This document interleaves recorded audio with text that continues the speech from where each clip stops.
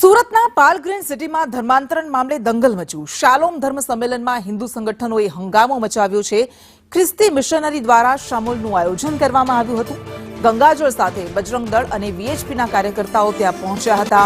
Green city ક્લબમાં ચાલતા કાર્યક્રમમાં ભારે હંગામો મચાવવામાં આવ્યો હતો।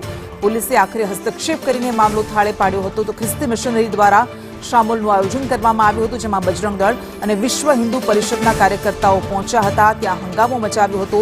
ગંગાજળ સાથે બજરંગ દળ અને વીએચપીના કાર્યકર્તાઓ પહોંચ્યા હતા। પોલીસ પણ ત્યાં પહોંચી હતી અને પોલીસે હસ્તક્ષેપ કરીને આખરે મામલો થાળે પાડ્યો હતો। ગ્રીન સિટી ક્લબમાં આ કાર્યક્રમનું આયોજન કરવામાં આવ્યું હતું।